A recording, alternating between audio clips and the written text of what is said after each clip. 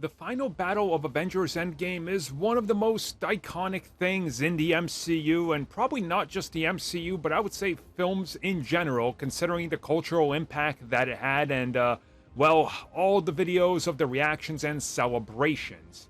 And as it turns out, Marvel Studios, well, specifically the directors of Ms.Marvel, wanted to add a retcon in there that was turned down.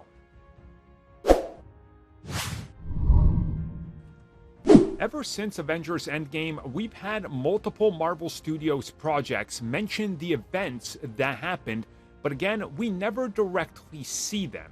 Ms. Marvel hints at this by showing us some of the things that are happening around Avengers Con in the first episode that hint towards, well, interpretations of what happened and characters there, but again, it's still very loosely interpreting an event that not a lot of people saw. Recently, we found out that the directors of Ms. Marvel offered up an idea for a retcon to that whole event that would allow them to use some footage.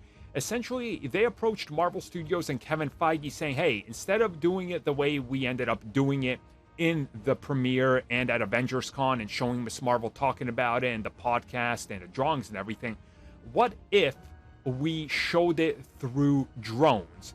What if we say that people in New York found out that there was a massive battle happening at the Avengers facility, and then drones were sent, and we saw footage of the Avengers Endgame battle from afar? That way, we can kind of, add a little retcon in there that the world knew what was going on. And ultimately, this ended up being turned down by Marvel Studios because one reason or another. They don't really go into it, but they say that was their initial pitch and it just didn't end up happening. Now, look, I'll be real with you. While I do like the sound of it, I actually do not like this idea. For one reason or another, I think it feels too on the nose, and it feels like there's just too much going on right there, right? Like, suddenly, you got all these news reporters rushing up there. They're trying to get inside the facility. They're trying to cover all the news, and let's be real, everything that happens in that final battle happens very quickly once things start to go down. So the fact that they were trying to get something like that in there, it just would have felt forced. And the way that Ms. Marvel handles it, with Kamala telling the story, and this sort of like hearsay, here's what I think happened, here's what did happen, and here's this, I think that all contributes more to the idea of we don't really know what happened. That's why Groot is called, Tree or Mr. Tree or whatever. They don't know the names because how would they? Right? They weren't there.